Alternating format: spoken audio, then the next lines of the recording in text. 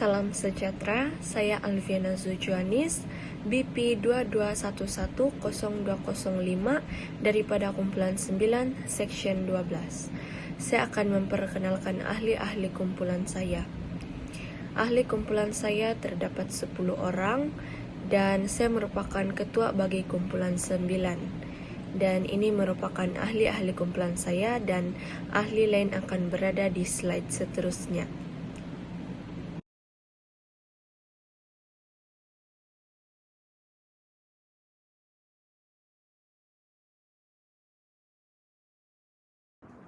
Selamat sejahtera Encik Nordi, saya Evera Adianapol, BP 22110099 akan membentangkan pengenalan bagi kerja kursus kami.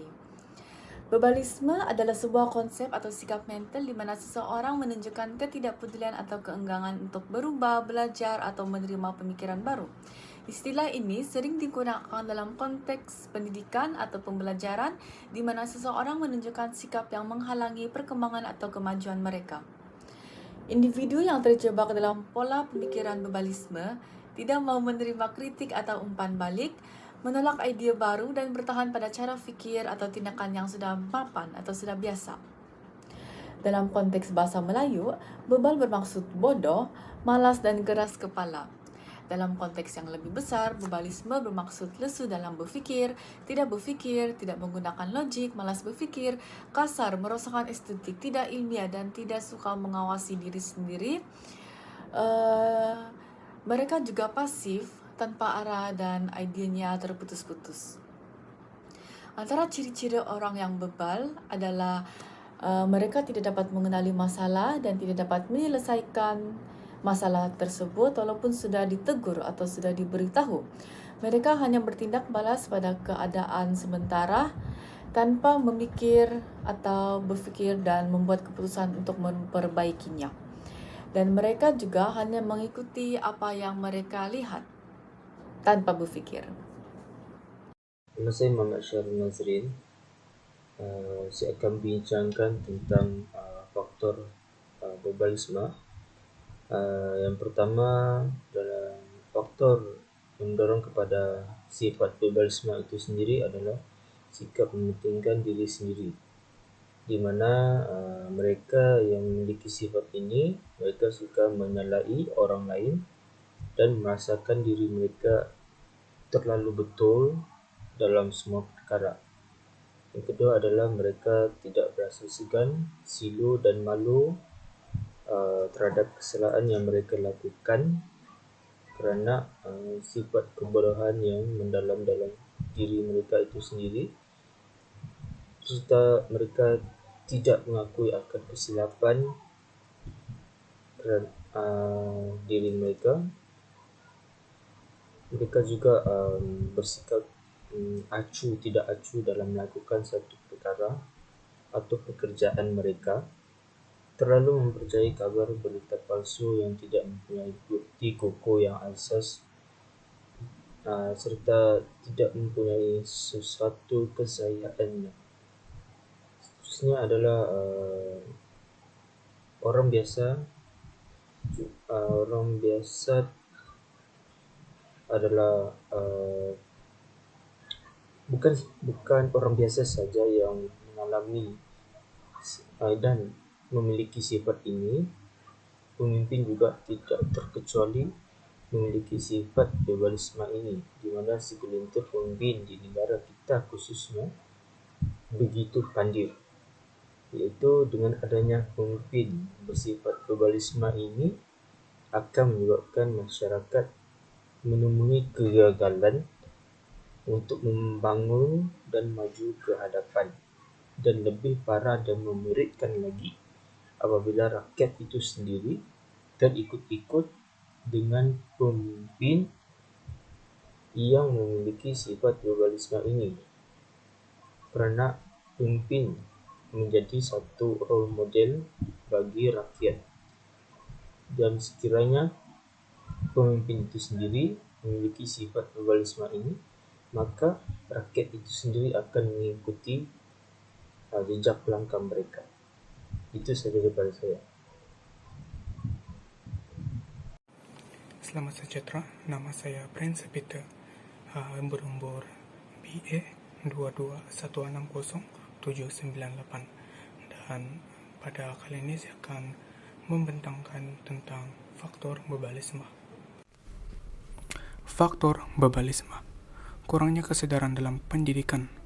Kurangnya kesadaran dalam pendidikan dapat terjadi akibat kurangnya akses terhadap pendidikan yang berkualiti. Pendidikan yang hanya tertumpu kepada hafalan tanpa menggalakkan pemikiran kritis dan analitikal akan melahirkan individu yang kurang berkemampuan untuk mengembangkan kebolehan berpikir secara bebas. Kurikulum yang terlalu menumpukan kepada aspek akademik tertentu dan mengabaikan pembangunan kemahiran sosial, etika, dan nilai kemanusiaan. Yang penting juga boleh menyebabkan kurangnya kesadaran dalam pendidikan. Yang terakhir adalah kurangnya pemahaman akan pentingnya pendidikan sepanjang hayat. Saya Nur Umairah binti Junaidi, BB 22110316. Saya akan membentangkan faktor berlakunya bebalisme yang seterusnya. Antara faktor yang menyebabkan berlakunya bebalisme ialah kurangnya keterbukaan terhadap pandangan yang berbeza. Apabila seseorang itu terlalu kuat dengan pendiriannya dan pandangan sendiri, mereka lebih cenderung untuk menolak dan mengabaikan informasi baru atau sudut pandang yang bertentangan. Hal ini dapat menghambat kemampuan untuk berfikir secara kritis dan mempertimbangkan perspektif yang berbeza. Kurangnya interaksi dengan orang-orang yang memiliki pandangan yang berbeza dapat mengisolasi individu atau kelompok dalam pemikiran mereka sendiri. Sikap ini boleh menyebabkan pergaduhan yang melampau dan perpecahan antara rakyat yang sama sekali boleh menghancurkan keamanan negara. Perkara ini boleh dikaitkan dengan isu politik, agama maupun kaum. Dalam konteks politik, terkadang perbezaan pendapat antara pihak-pihak yang berbeza dapat memicu konflik. Contohnya, salah satu kes pergaduhan politik di Malaysia yang melibatkan perbezaan pendapat iaitu insiden Bersih 3.0 yang berlaku pada tahun 2012.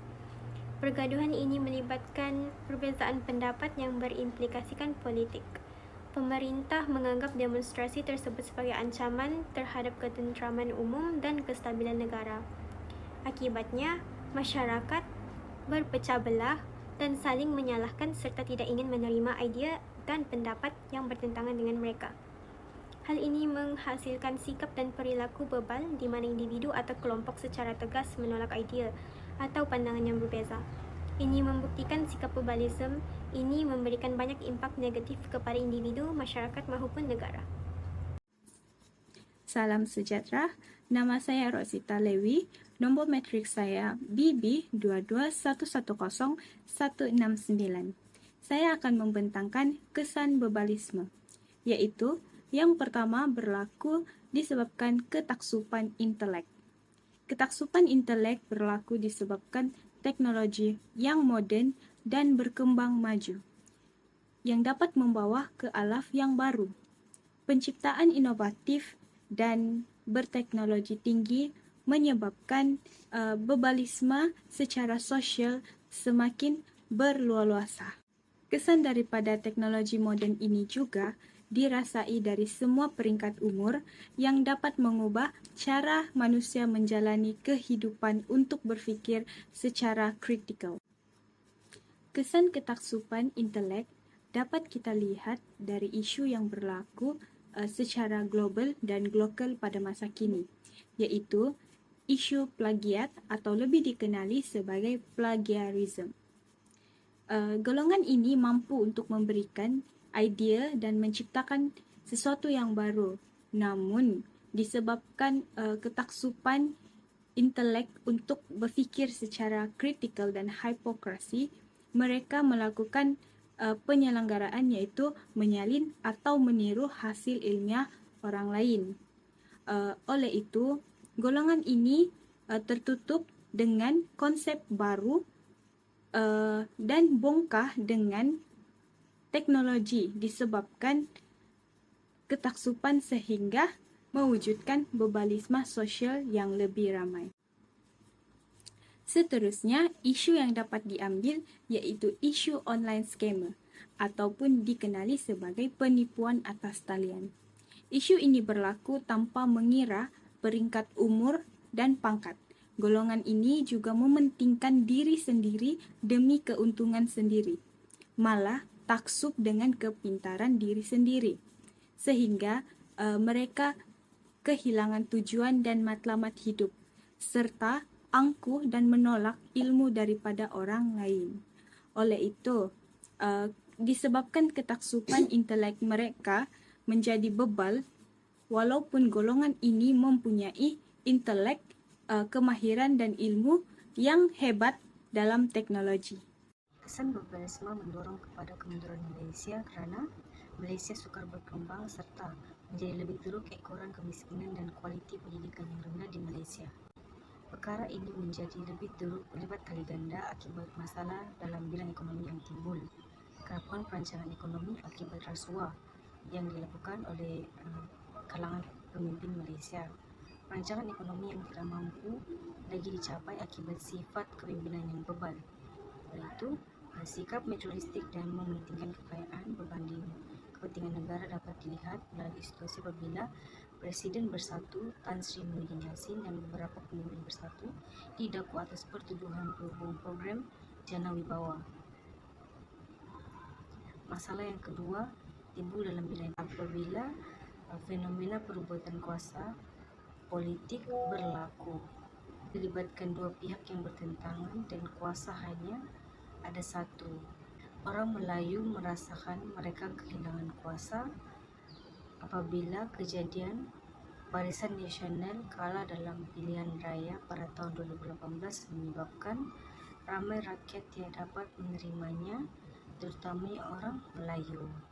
Perkara yang seterusnya mendorong kepada Malaysia mengalami kemunduran apabila ketidakcekapan birokrasi organisasi dalam sektor awam, penjawat awam bersikap pilih kasih dan tidak menghormati rakyat yang berpendapatan rendah.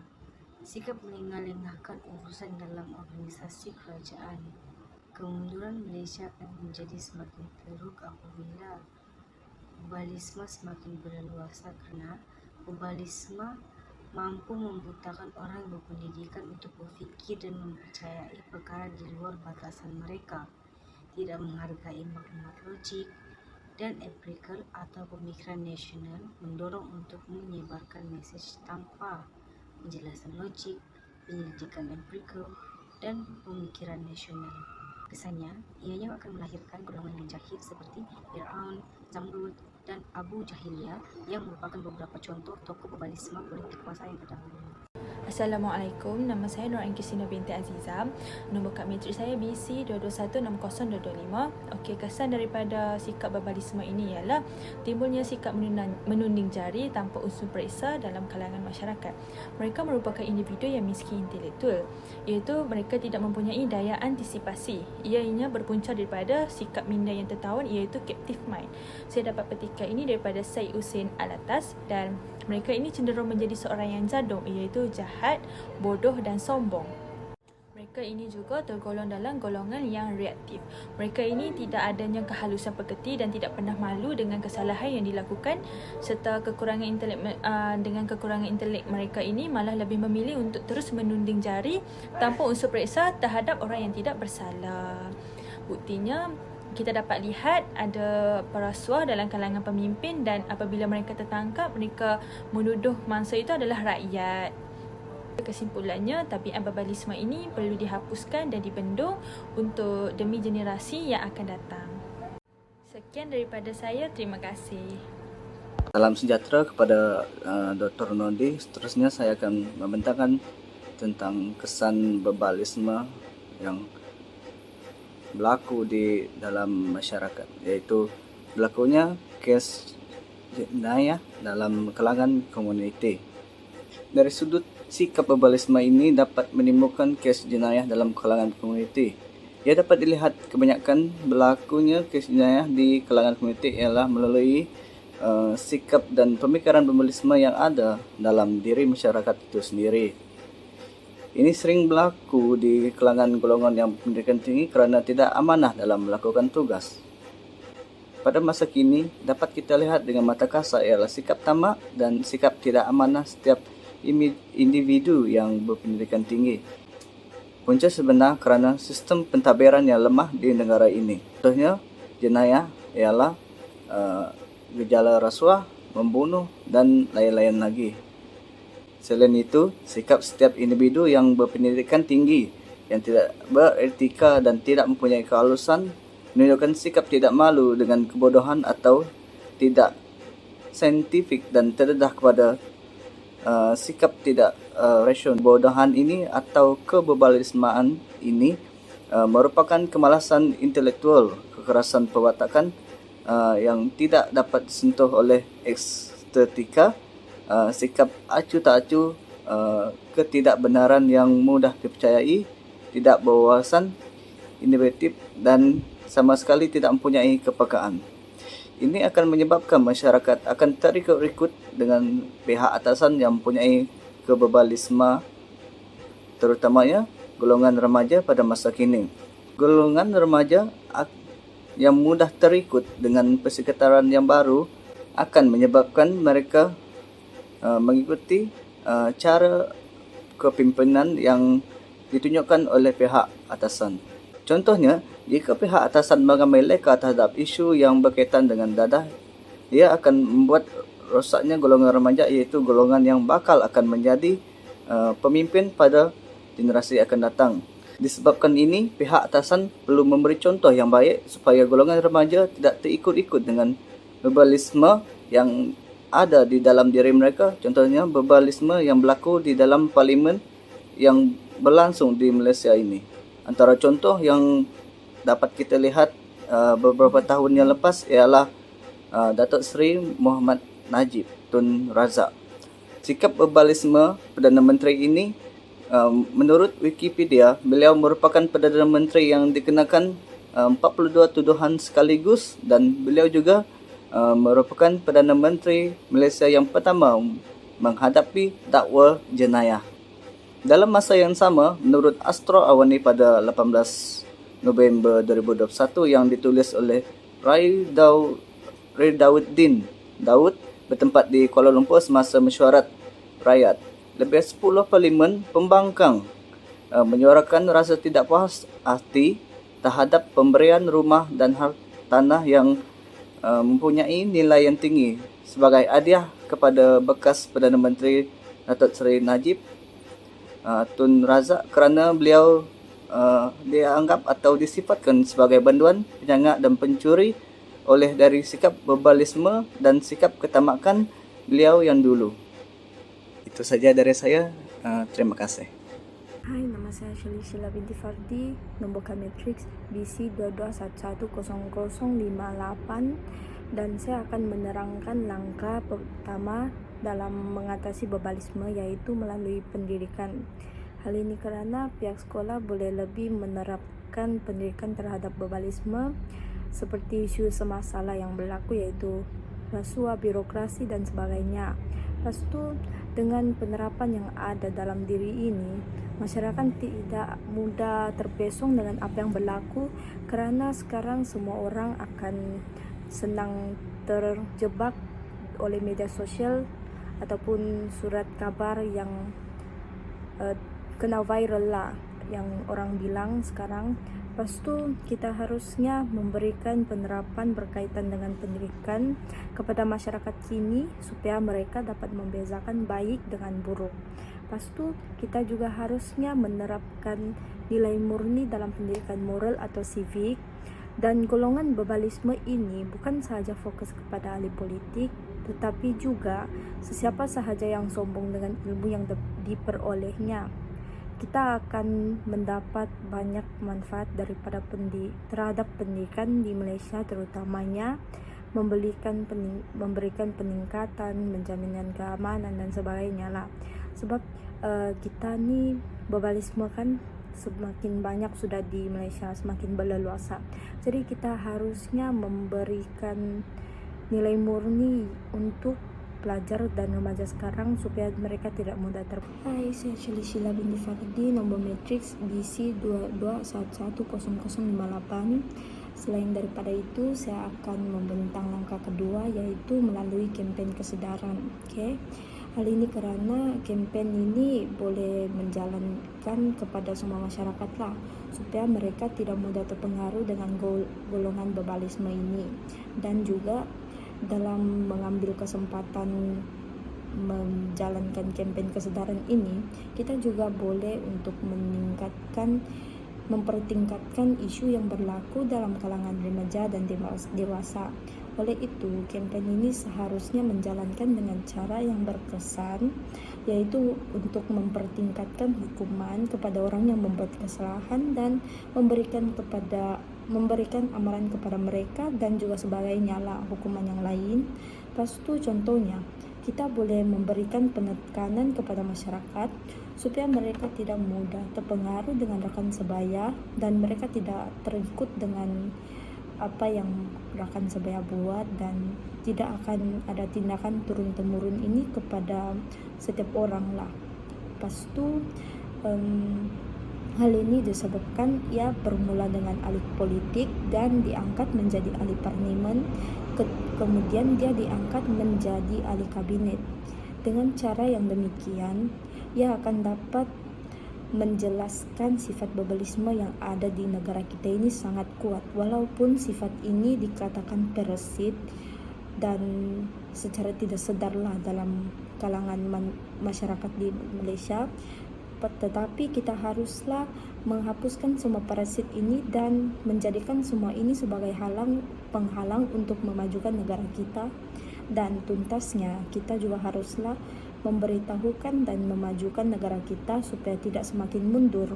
Dan dengan melalui campaign kesadaran ini, selalunya mereka akan terlalai lah dengan apa yang mereka buat, dan hukuman itu apabila sudah datang mereka akan lebih berhati-hati dan dengan berwaspada apa yang mereka buat. Dan itu saja dari saya. Sekian, terima kasih. Kesimpulannya, bebalisme merupakan sebuah fenomena yang kompleks dan kontroversial. Meskipun beberapa orang berpendapat bahwa bebalisme adalah suatu keadaan yang nyata, penelitian ilmiah belum dapat membuktikannya secara tegas. Dan semua pihak perlulah bekerja sama dalam membantah sikap bebalisme ini. Hal ini dikatakan demikian kerana sikap bebalisme ini memberikan kesan yang buruk bukan sahaja kepada diri seseorang individu, tetapi juga kepada masyarakat dan negara. Berbagai langkah yang efektif perlu dijalankan secara berterusan dan sistematik agar sikap bebalisme ini akan dapat ditangani. Untuk melepaskan diri daripada belenggu ini, masyarakat memerlukan pemimpin yang benar-benar ingin mengubah masyarakat menjadi lebih baik. Pemimpin ini bukan sahaja terdiri daripada pemimpin negara, tetapi juga ibu bapa, guru, ketua kampung, ketua jabatan dan sebagainya.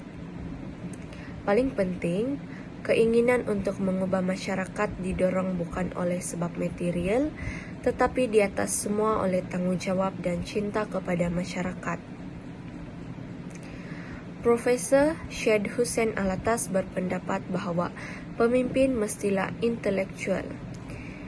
Sikap inklusif, empati dan memahami juga adalah kunci untuk menciptakan masyarakat yang lebih ramah bagi semua orang, termasuk mereka yang mungkin mengalami bebalisme atau keadaan yang serupa. Sampai di sini sahaja pembentangan untuk kumpulan kami. Sekian dan terima kasih.